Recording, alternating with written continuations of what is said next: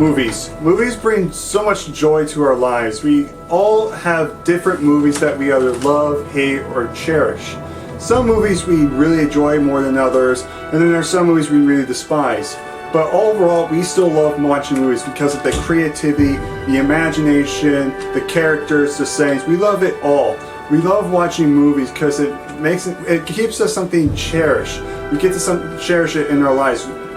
And so Brandon and I have decided to go ahead and do our top 20, not top 20, top 30 favorite movies of all time. Because top 10 doesn't seem right, top 20 doesn't seem, realistic, but top 30 seems about right. So we figured we need to do this right, top 30 favorite films. But keep in mind, these are only opinion-wise, these are not actual face facts. These are just the movies we believe are the best in our own minds. These are the movies we cherish. These are the movies where no matter how old we are, they're going to just get better and better with time goes by. So here you go. These are our top 30 favorite movies. Brandon and Preston. 30 for Preston. Rocky. Rocky to me is an amazing film. It's not just the average boxing movie. It's a really well developed character movie where you have a guy that, even though he's a boxer, he's actually a very kind-hearted person. He's not as bad as people say. I mean, he does terrible things, but he's usually a nice guy. But he doesn't, like, for example, in the beginning of the movie, the very first one, he is told to break a guy's thumb, but he decides to let him go. He helps a girl out on the streets who's doing drugs. It tells her, you need to start, being clean and stop doing this because you're going the wrong direction in life. And he actually has a relationship and has a love interest with someone who's just a complete nerd, is complete shy, and nobody really respects her. He actually sees the kindness of her. It's a really great character development movie. It's a movie about heart. That's the moral of it. It's just heart. Whether win or lose, it's just this guy, Rocky, Sylvester Stallone. His character has heart. He proves it every day that he's just a guy with heart, and that's what I like about it. And it's a complicated story, but at the same time, it's very simple. He ends up getting through the big leagues of boxing and decides to fight the guy, the main champion, in one of the main events. But at the same time, mostly it's just focusing on Sylvester Stallone's character and his interaction with the other characters and how he goes from being this nobody to being this somebody that now people recognize, and he's now a very popular icon. And of course, sequels are going by now. But this one in particular, I really enjoyed. The soundtrack is amazing. The "Gonna Fly Now," I mean, that's extremely popular. The whole running up the steps, that's always going to be an iconic moment no matter what you say about it. The acting's great, the drama's great, the characters are great. Everything about this movie is just great. It is definitely, not just in my opinion, but for most people, it is considered one of the best movies ever made. And by far, one of the most popular. So if you have not seen this movie, get up, and when you're done with this review or this video, go watch it. I guarantee you, you'll love this movie. Number 29 for Enter the Dragon. Keep in mind, I'm a huge Bruce Lee fan. If you don't like his movies, that's one thing, but the guy you have to respect. He is considered to be the greatest martial arts of all time. Believe it or not, this was actually the very first Bruce Lee movie I ever saw. It's probably one of his most popular to date because it was the only one that was released in the US. This is not really much of an acting or character movie. What I like about it is the martial arts and choreography for a movie made in the 70s was outstanding. It has one of the best fights ever towards the end where you had Han, the guy with the claw. And of course that's that famous scene where Bruce Lee's all cut up and everything. I just enjoy this movie, not because it's a character development, it's not really that well acted, but if you look at it as a martial arts movie, which it is, you will appreciate it and you will love this movie because of the fight choreography and how swift it is, how quick it is, but it's not like that stupid cam thing where they do nowadays where it's all shaky cam and stuff. They didn't Cloverfield it. They didn't Blair Witch the camera. Yeah. So, like I said, it's a good, very good martial arts movie, not a character development movie, but if you love Bruce Lee and if you love martial arts, then this is a movie for you. I highly recommend it. Number 28, Kill Bill Volume 2. Now, this is a weird one because I do like the Kill Bill movies. The thing was, when it came to me as a child, I was more into the action. I loved action movies. I loved the fighting. I loved the violence. I loved everything about that. But then I got older and I watched the Kill Bill movies. And I realized, you know, the first one's good. But for some reason, I love the second one more. And it's weird because the first one's more about the action and the gore and everything. And yet the second one is more about the character and the character development. And that's a little weird from talking from a guy like me that just loves action, especially loved violence when he was a little kid. Now realizes this movie, even though it does have action in it, the character development is amazing in this movie. I love the connection with the bride and Bill himself. I love the conversation. In fact, I love hearing these guys talk. Usually, a lot of movies, when people are talking, people kind of go, I'm going to flip the channel. That's how I was. I was just, when's the action coming? When are the monsters coming? But I actually get into the conversation. I believe it. I love the character Bill. He's not just a horrible human being. He has his, you know, motives. The bride, you know, Uma Thurman's character is really great. The action's great. The acting's great. The character, it's just, in my mind, one of the best character developed movies ever made, in my mind. So, not just my opinion, it's considered, in my opinion, one of the best sequels, or one of my favorite sequels of all time. So if you love action, but you definitely love great storytelling, great character development, I say check out Kill Bill Volume 2. It's a great film, and I really hope you enjoy it for yourself. Number 27, Aliens. This, in my mind, is, besides Terminator 2, the second best movie sequel of all time. In my opinion, James Cameron is the master of movie sequels. The fact that he did two of the best movie sequels of all time, which I've already explained. Aliens is one of them. The first one was an amazing film, but it was more of a suspense slasher alien movie. It was definitely terrifying, and don't get me wrong, the film was outstanding, and still to this day, very creative. But the second, the reason why it's better, and I think a lot of people agree, is not because of the action, but again, like Kill Bill 2, it's got character development. It shows, we go more to Ripley's character a little bit more. We get to see her relationship with Newt, the girl, and how she's almost become like a mother away for her. Bill Paxton's character is my favorite, playing Hudson, you know, game over, man, game over. That guy's just hysterical in that movie because he starts out as a badass and he ends up being a whiny little wussy who just wants to go home. And I love the fact that the costumes were great, the effects were great, no CGI, which is extremely impressive because half the time when I'm watching that Alien Queen scene, half the time when she's moving, I legitimately thought it was CGI, and it actually wasn't. It was actually animatronics, and that is extremely impressive, the fact that I actually thought it was CGI. So, but keep in mind, that was actually made in the 80s, so I don't think they had CGI back then. But overall, it's still a great movie. Definitely one of the best movie sequels ever made. Not just opinion, but around the world, and critics even say too. Definitely check out if you're a fan of action, sci-fi, and especially if you love character development. Great movie, amazing sequel, but definitely stick to the first two movies. But if you gotta see any of the aliens, see the second one. Number 26 for Die Hard.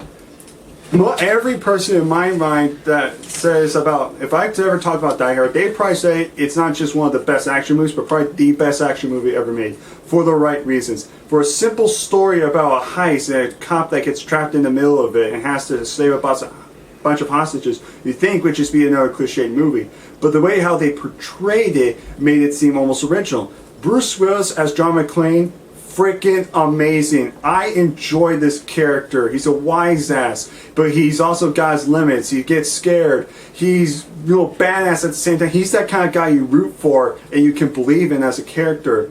The main villain, Han, who played Professor Snape from Harry Potter, he's a great villain. Of course, the most famous quote in that movie, "Yippee-ki-yay, motherfucker." You know, that's just a hilarious quote. A bunch of other hilarious quotes as well. Great action. And this is one of those movies where they don't CGI the blood. They use the squirts, and it looks gorier, it looks messier that way, and it looks a little bit. It's more over the top, but it makes it more fun that way. It makes it more violent, unlike today's where you can tell, oh, it's CG. This shouldn't really be R now. You can totally tell that was fake. But here, it looks so graphic and so real because it actually was there. It was just like, oh shit, it kind of cringes you. But like I said, great. Again, amazing action, great characters. Bruce Willis is likable. The other supporting cast are great. Some of them you actually hate a lot, especially the commissioner of the police is actually the teacher. It's the same guy who played the teacher in the detention center in Breakfast Club. you know he's an asshole, gonna be an asshole in that one, and you really hate his ass in this one. But like I said, if you love action, you cannot go watch any action movies without watching this one first. And personally, I watch it every Christmas. Yeah, I know it takes place on Christmas. It's not technically a Christmas movie, but this is all I have to say. Ho ho ho, motherfuckers!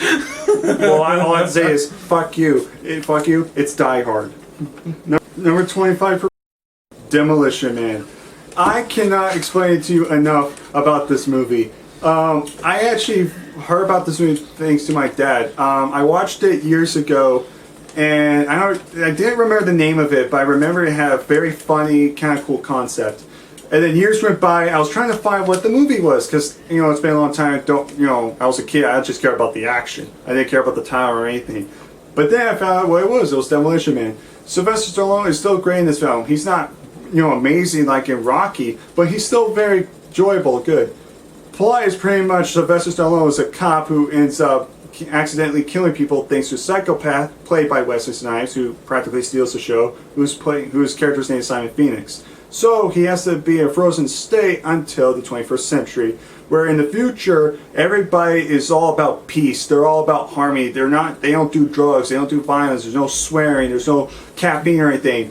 So pretty much Sylvester Stallone has to pretty much get unfrozen, and he's got to go after this bad guy who gets loose in this peaceful utopia, so to speak. What I like about this movie is not just because the acting is not too bad, and the action is actually pretty good, although quite tame for today's audiences, but what I like about it is because this is something that could happen, where in the future we could be limitized to what, like that, where we're just anti, this and that, and we're all just 100% happy and peaceful. And it could be that way. We are completely neutered. But what I like about it too is the fact that in the future, in this movie, there's no real bad guy. In the future, yeah, they're all, they have some good morals, but at the same time, there's some stuff they left out that you kind of need. But in the present world, there's a lot of stuff that's bad, like the swearing, violence, and rape and stuff. But at the same time, you need some good stuff in that. You need a little bit of peace in there. So in reality, both worlds are screwed up in their own right. There's no perfect world. It's our job to try to keep it balanced so it doesn't go overboard. So I like it's a good thinker's man. I don't think a lot of people think about that. I actually learned that when I was watching a Nostalgia Critic review of it. So, like I said, if you ever want a good thinker's movie, but a good, enjoyable action film, and of course a good Sylvester Stallone and a show-stealing performance by Wesley Snipes, I say check out, because it's worth a watch. Number 24, Commando. Now, keep in mind, I'm going to have quite a bit of Schwarzenegger movies in this. This is one of those films that I simply enjoyed. Not because it's Arnold Schwarzenegger, and even though the premise is so simple, but the fact that it's just hysterical. It's actually really, although again it's kind of a tamed action movie in today's genre, but it's still got the Arnold humor, it's got the puns, it's got the typical Arnold action where there's like all these guys shooting at this one Australian guy and they don't land a single bullet on him, and yet he's mowing everybody down. Like, I don't even think he's aiming half the time. And it's just an unrealistic but just hysterical, a great action-packed movie. If you love Arnold movies, you can't hate this one. Where the bullets cause explosions at random intervals, even though they're just bullets. So it's shooting. There's nothing around these guys, but things are blowing up for no reason. What? That's just a bullet. So that's pretty much my pick for 24. So if you haven't seen this movie, I say it's worth a watch. Number 23. Freddy vs. Jason. Now, I know what you're thinking. Oh, the acting's not great. Oh, the settings aren't that great. Oh, this and that isn't great. But here's the thing. It's Freddy Krueger and freaking Jason Voorhees. After freaking 10 years after the freaking Jason Goes to Hell, we finally get this movie. They finally run into each other. This is a great movie. In my mind, the best versus movie ever made. Now, what I mean by versus, it's versus where it's two iconic characters from different parts of media where they meet and fight, like Frankenstein meets the Wolfman, King Kong versus Godzilla, Alien versus Predator, movies like that. Scott Pilgrim versus the World does not count. We don't know where the hell that came from. The world, who knows where that came from? Freddy vs. Jason is still a fun movie for me. I know the acting isn't great, but if you're a fan of Freddy Krueger and a fan of Friday the 13th, you will enjoy this film. Great action. It's a great battle back and forth. Very gory as usual. It's got the humor in it. Of course, Robert Englund is back as Freddy in it, which makes it even 10 times better. So it was still a great film to see, although if you're looking for a movie that's not just 100% perfect, you're not going to get here. If you're just looking for a good versus movie with two of your favorite iconic horror characters face off, then you will enjoy it. Number 22, Monty Python's Holy Grail. I swear to God, if anybody hates this movie or never seen it, my God, you're an idiot, and that is fact. This is by far one of the funniest and cleverest comedies ever put on film. Hands down. Is the acting great? No. But this is a prime example of a perfect comedy. It's got the exact kind of humor. It's got raunchy humor. It's got, just simple humor. And it's not all adult stuff. It's actually simple that kids will get. By far the funniest one, and most people, when they think of this film, everybody remembers the Black Knight scene. You all see, whether you've seen the movie or not, you've seen the Black Knight scene. By far, still to this day, one of the funniest skits and funniest scenes in cinema history. If you have not seen this movie, get off your ass and go see it, because it is hysterical. You will laugh your ass off. Although it's a complete parody, it might not make sense. That's the point of it. It's stupid, but it's a fun type of stupid. So I recommend it. Number 21, Clash of Titans, the 1981 version. This is by far one of the greatest movies with the greatest special effects. Now, keep in mind, before I continue, the reason I love movies so much is because of the guy who's, in my mind, the greatest special effects person ever made and ever came to life was Ray Harryhausen. Now, if you don't know who Ray Harryhausen is, he did a lot of special effects in movies like Jason and the Argonauts, Valley of Gwangi, and of course the original Clash of Titans. Now, in this animation, it's mostly considered back in the day stop motion, but since it's a little bit more fluent, it's actually called Dynamation, where they use clay figures, but it's a lot smoother than when you see in King Kong or something, where it's like all stop motion, where they actually stop and then they move, stop, move. This one, they don't stop, they actually continue moving. It's really fluent. I love the imagination. I love the quest. The creatures are outstanding, and still the Medusa to this day is still one of the creepiest and most suspenseful scenes ever in a movie. The Medusa creature herself is just amazing. The snake body, the creepy head, all the snakes he had to animate just to get to move. That's not easy. That takes a lot of work. Just to move all the hair, the snake hairs on her head, is just amazing. Even the other characters are great. Again, if you're looking for a great special effects movie, and if you're willing to go in open mind, and I know what a lot of people think is, oh, it's got fake, it's got those effects, they're stupid or lame. Keep in mind, CGI is getting worse and worse every year. From time to time, you'll get a good CGI movie, but really take CGI out of mind and pretend you're in the 80s and when this movie was new and these movies were fresh and new. These are still impressive, and they're impressive today. These are the type of movies I personally love to see more than just CGI movies. Now, is it perfect in film? No. But if you're looking for a film that's great, got great adventure and great mythology to it, and a lot of great uniqueness to this movie, I say check out, because this movie is a really happy trip, and I'm really happy I got to see this movie. Number 20, Karate Kid, 1984. Not the freaking Jackie Chan J. Smith bullshit on the original remake, which should be called freaking Kung Fu Kid, because they'll learn goddamn karate and it's freaking Kung Fu! The freaking title's misleading! Why motherfucker are we doing remakes? It's fucking bullshit! I hate this! There's no originality anymore! No, let's do a fucking remake! Because everything's Kung Fu these days. Everything's Kung Fu or Tai Chi or something like that. Oh man, I can't handle myself. Oh, where was I? Down the rabbit hole. Oh, sorry, Karate Kid. Well, anyways, now besides that hunk of fucking piece of shit. Oh, never mind. The original Karate Kid. It's ended up like becoming a Christmas story, where it didn't start off huge, but now ever since it's been getting a big cult following. Mr. Miyagi is just amazing. Everybody knows this type of character. He's very wise, but he's very kind. Daniel's a great character too. And I love the fact that although it's got some good karate stuff in it, the soundtrack's good. It's the characters and the relationship between Daniel and Mr. Miyagi. The fact how Mr. Miyagi lost his family and how Daniel lost his father, and instead of just being relationships, teacher and student, they almost seem like father and son way, and how they communicate, and how they're almost like father figure and son figure to each other, and they learn to actually be a little bit closer with each other. Besides knocking out some bullies and winning the tournament. But besides that, it's still a great film. And keep in mind, it's actually the director of the Karate Kid. It's the same director that did the very first Rocky movie, and the Rocky 5 movie that everybody didn't like.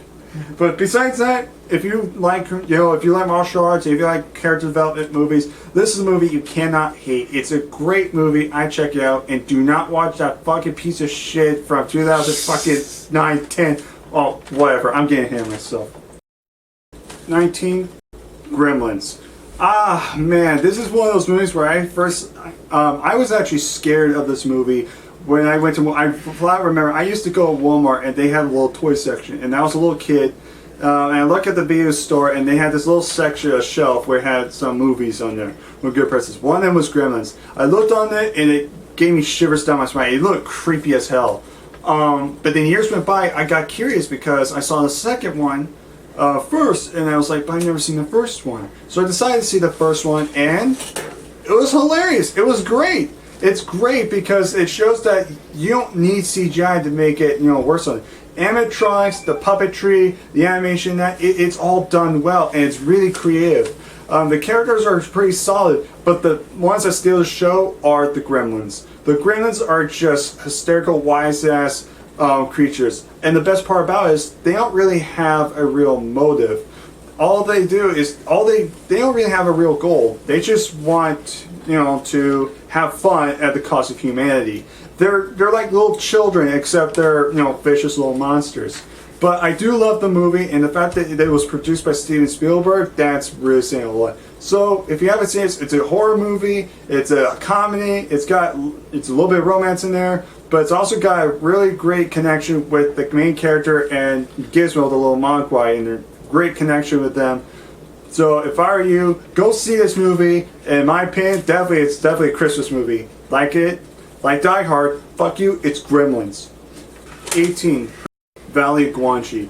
Again, another Ray Harryhausen film that's, did the effects. It's about pretty much cowboys that go to a valley that's full of dinosaurs. Damn, what a way to start off a freaking plot. How do we go from a freaking boring western to freaking kick-ass dinosaur movie? It's like freaking Good, Bad, and the Ugly being Jurassic Park. It's freaking intense and awesome. But no, in all honesty though, Guanxi is a very great film. Again, acting back in the day for a 60s film was not the greatest, but I'll look at it for, acting or plot. I'll look at it because of the effects, because I love these effects. I will say it till the day I die. I admire these effects so much. The dinosaur effects are still great. Guanxi, I love, who's the main character, who is the Allosaur, or I consider it T-Rex, but they keep referring to it as an Allosaurus. But because it's got tiny arms, I consider it T-Rex. But besides that little nitpick, it's still a great film. It's got great imaginative things. The effects are still great, especially for a 1960s film. They are still impressive. In my mind, this is definitely one of Ray Harryhausen's best works. So if you haven't seen it, if you're in the mood for some good Western, Jurassic Park, freaking kick-ass thing before you know it was actually kick-ass, then this is the movie for you. 17, King Kong, 1933. This was very tough because I enjoyed every King Kong. Yes, including the 1978 version with Jessica Lange and Jeff Bridges, although a lot of people hate that one. But this was very tough because the Peter Jackson one was actually very good, and it's alright, although CG. But I really gave a real lot of thought into it, and the original is just better. First of all, going back to Ray Harryhausen, he didn't do the effects, but he got his inspiration from the guy who did the special effects in the original King Kong, which was Willis O'Brien. This was actually stop motion animation, and this was made in 1933, which is extremely impressive for a movie back in the day. And even to this day, if you watch a movie, you'll even admit that the effects back then were just outstanding for their time. Compared to now, yeah, they are a little cheesy, yeah, they look a little weird, but I don't give a crap. CGI movies now are just getting worse and worse. They're becoming like the next Sharknado, where they're almost bad or good, or they're just bad, they're bad. Terrible. But King Kong is one of those movies where it shows the true beauty of Beauty and the Beast. It's great, again, it has great imagination. It's got decent acting for a 30s film, and I just liked it. It's very big, it's very enormous, but it's very unique.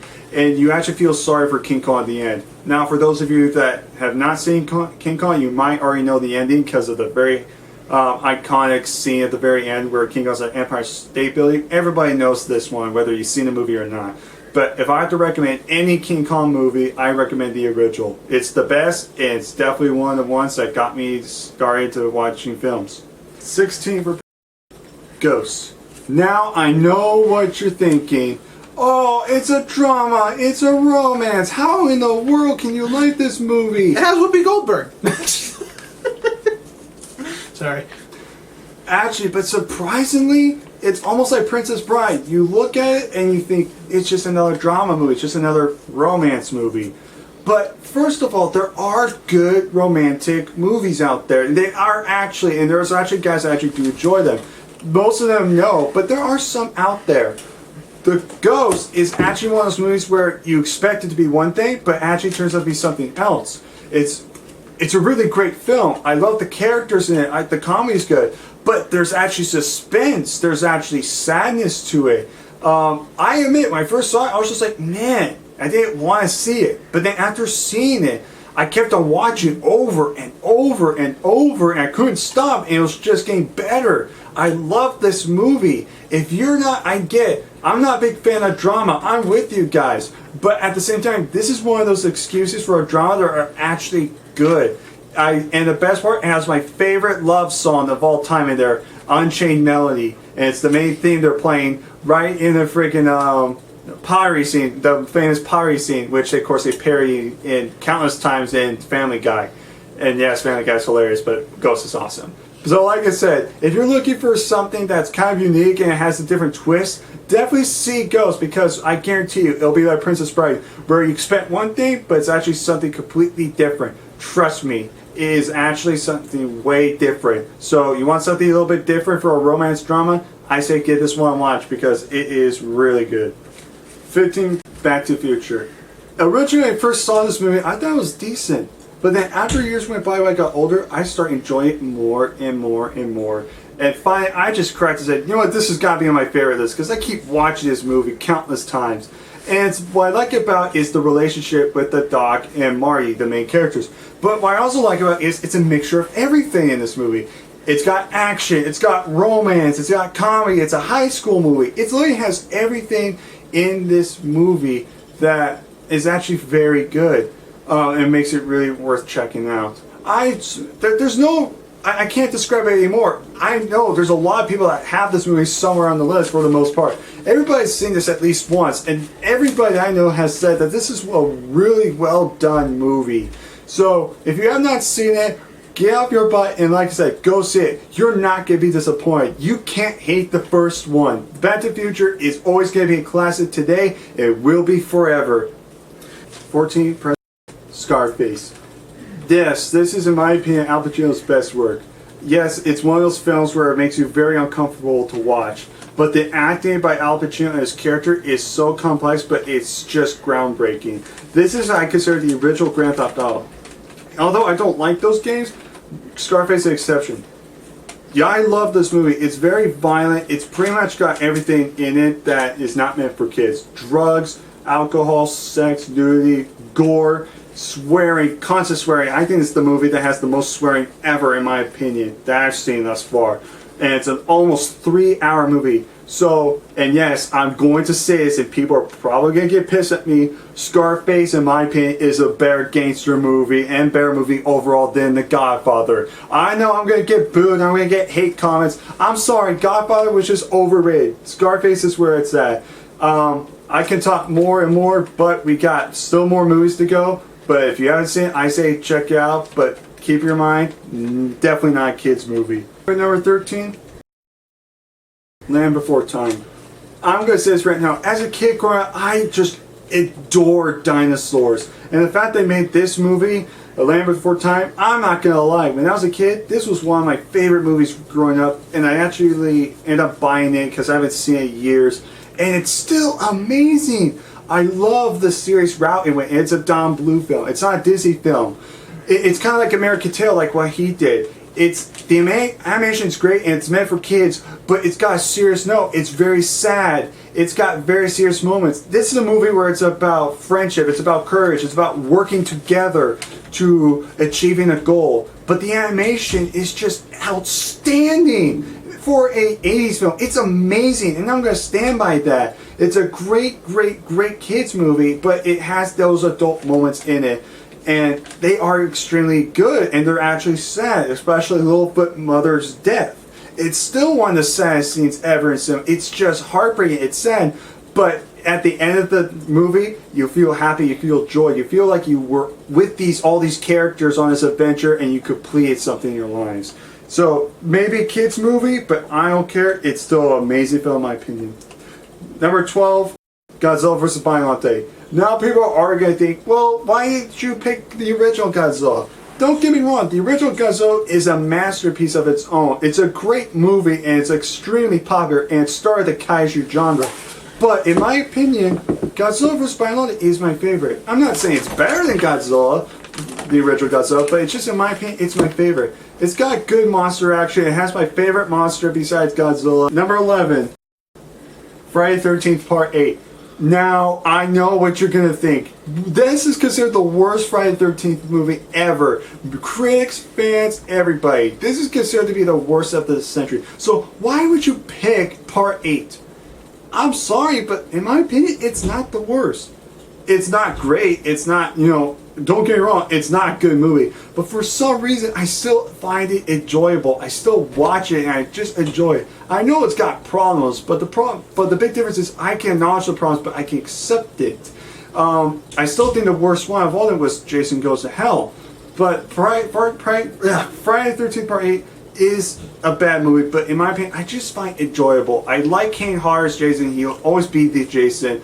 Although the violence was a little bit more censored, a little bit more cut than previous other ones, I still enjoy the movie. I know if you watch this movie again, you're going to probably hate it, but if you go to an open mind, you kind of, get a different route, kind of, how I think, you may enjoy it, but this one's definitely a personal opinion for me. So don't take this the wrong way. I get it's a bad film, but in my opinion, I just can't stop watching and enjoying it. So again, opinion-wise, not fact. So there you go. Number 10, Nightmare Before Christmas. How can you? Yeah. I can't imagine. Keep in mind, I did this review on this. I say it was a good film, but now after watching it again, it's not a good film. It's a really good film. It's the twist.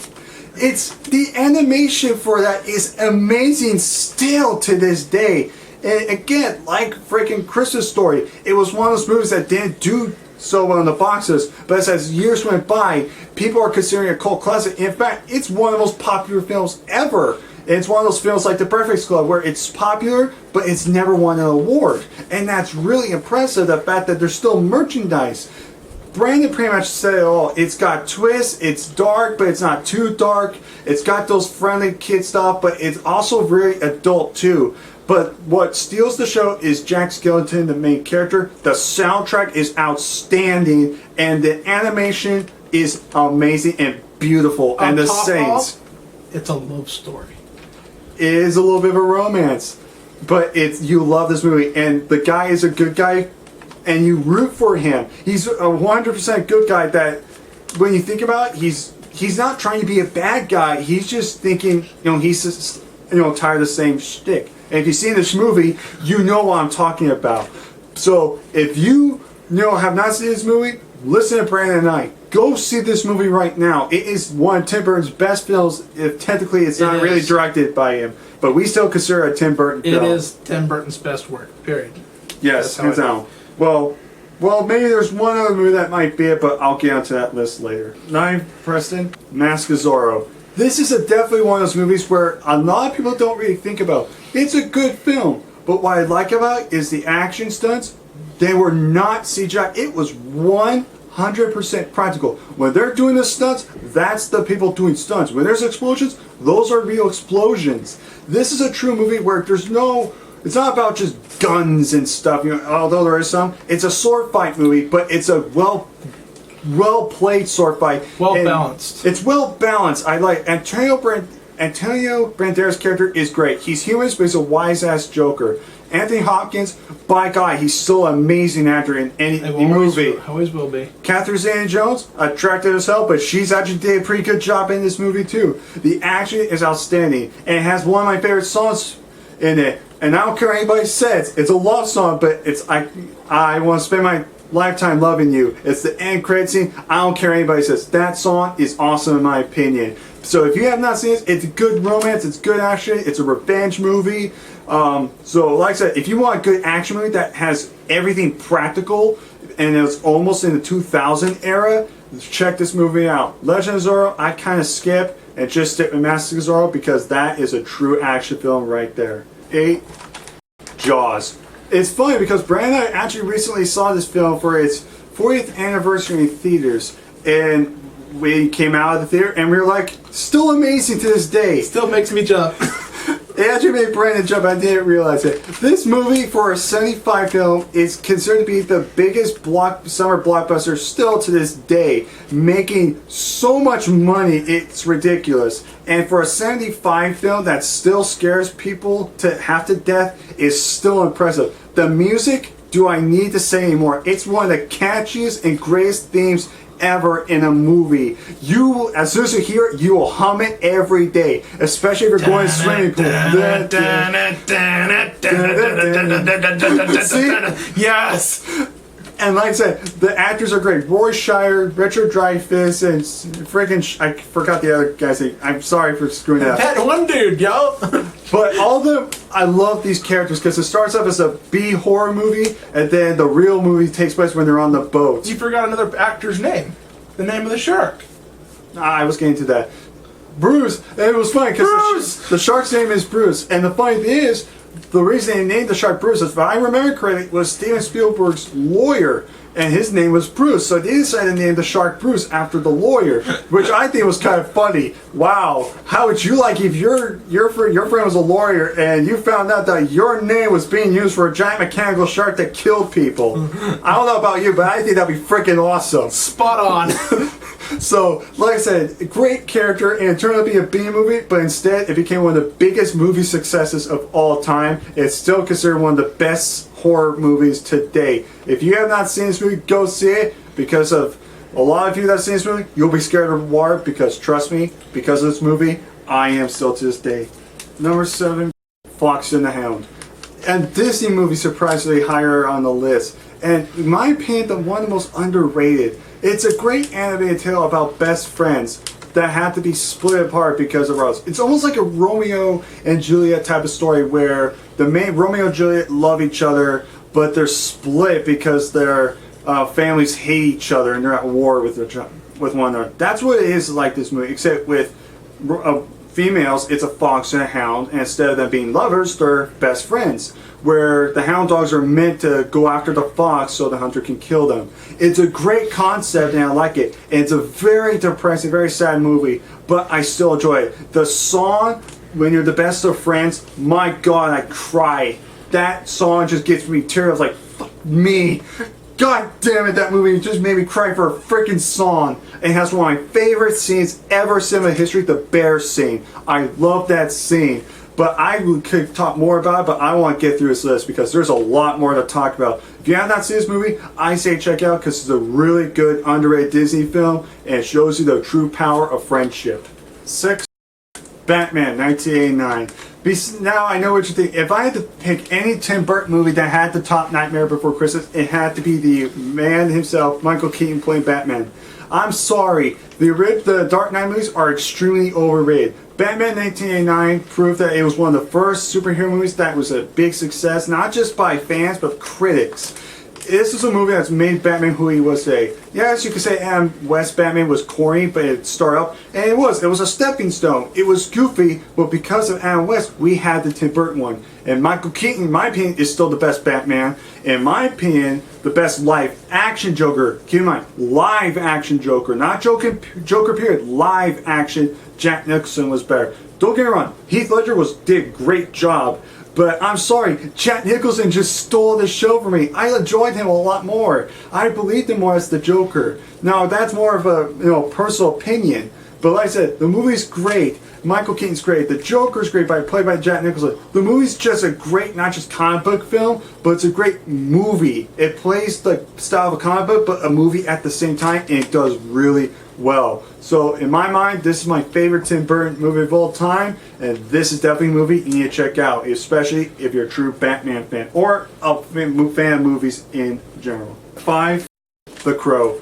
First of all, I gotta thank two people for this. First, I gotta thank one of my friend's brothers who introduced me, and then I gotta thank Brandon for also getting me involved in it. The Crow is a very good, very extremely dark film. Now keep in mind, this is one of the director's first movies before he ended up doing iRobot. Yes, it's the same director who did iRobot doing this film.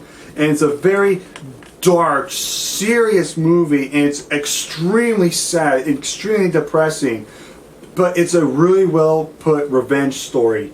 It's great. Brandon Lee, in my mind, he was a legend. He was actually a pretty good actor in this movie. The son of Bruce Lee. Of course, everyone knows about... Rest in peace, my friend. Rest in peace. Although everybody knows about the little accident that happened that cost him his death in the movie. The misfire of the blank that actually fired the blank. Yeah. He will be missed, and I think he could have done very far. We don't know where his career could have been. It could have been shit. It could have been great. We don't know. But in my mind, this was his best. After that movie, he could have gone nowhere but up. That movie was a prime example. It still is great. Still to this day, even though it's never won any Academy Awards, a lot of critics say it was definitely a really good movie, though. So, it's a great movie. Very dark, very twisted. If you don't like depressing, sad movies, this isn't for you. But if you're open-minded and you want to see a comic book character come to life, if you want to go an open mind, I say check it out because it is definitely one of those films that I definitely enjoy. Number 4, Beauty and the Beast.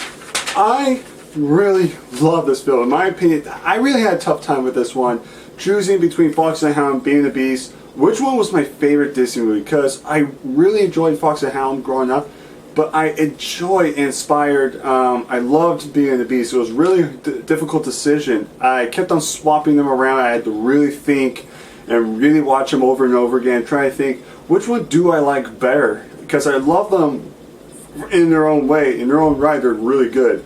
But I had to really think, in comparison, which one is better? And I think most people would agree that it would be Beauty and the Beast. I love this story because it's a musical, but it is an actually good romance. And I don't think a lot of people think about this either. Usually when it comes to Disney movies, it's usually, the prince rescues the princess, and when they first meet, they're instantly in love. And this one, it makes it more realistic, where they actually have to get along. They can't just meet and they're in love. They actually have to get along. They have to actually go on dates. They have to actually talk, communicate. They actually have to earn each other's respects. And what I really like about this film is they don't actually tell you how long they're together and how long they stay in the castle. They don't say weeks, months, it could be even years. And I really like that, how they don't tell us, and you just gotta think, how long have these guys, been talking? How long have they been hanging out? And I really like that. I would say a nitpick would be the Prince character when he turns human, because for what I heard, the producers of the movie actually gave out an example. I believe it was no matter what the design of the human version of the Beast was going to be, they were going to fall in love with the Beast. So it's like, we're not going to, really do anything with that because they fell in love with the Beast, and quite honestly, that's pretty much true. And the fact that Beast doesn't even have a name is just outstanding and pretty weird. But the animation's great, the story's great, I love the songs, and the songs are memorable. The villain's great. I just enjoy this movie, and for a Disney movie, it actually has some really good serious moments. It's actually a good lesson where you can't judge something on the outside. They could be revolting and disgusting on the outside, but it's the inside that matters, and that's a good message for kids. Cabbage Pail Kids. You mean Garbage Pail Kids? Garbage Pail Kids. He watched his Dr. Cook review of that just recently. But terrible. Anyways, but like I said, I like that message. I love the story. I just love this movie. I adore it with all my heart. So, yeah, that's number 4 for me. 3 for Jurassic Park. I can't explain enough why this movie made such a big impact on our lives. Now, I don't think Brandon has this on his list, but Brandon will agree this is a very, very great movie put together. Keep in mind, I have both the Michael Crichton novels actually right there. I'm actually looking at it right now. The movie I enjoyed a lot. The effects at the time were groundbreaking, and still to this day for a 1993 film are actually still pretty damn impressive. The animatronics just are really top notch. This is a perfect movie where you have a great mixture of 50-50 where some is CGI and half of it is animatronics, and it actually works. They actually gel well together. If you're going to put CGI, you got to put the time effort into it, like a Jurassic Park.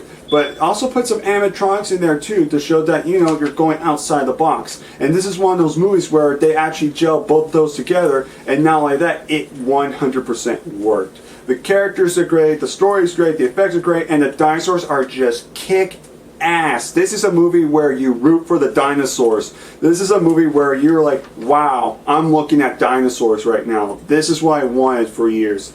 Now, Jurassic Park was just a big impact on me. It's always been a big impact. I always loved it. I've been watching it for a while now. It just keeps getting better and better with age. If you have not seen it, you have to see it. It's definitely not just one of the best sci-fi movies. It's one of the best movies, period. Number 2, Creature from Above the Lagoon. This is the movie where it started for me loving movies besides the whole Ray Harryhausen thing. This was one of the first movies I ended up watching with my grandpa, and I had to put it on the list because it is something that I'm always going to remember. Because I remember watching this movie all the time back at AMC, where they would always play a lot of old movies, a lot of good movies. Like sometimes they even put monster movies on, and that's where I learned about Ray Harryhausen was through AMC. Now it's just, you know, they play movies and now they're playing like Walking Dead and stuff like that, which I don't care for now. But that's personal opinion. But Creature from the Black Lagoon was one of those movies I would always watch on AMC with my grandpa.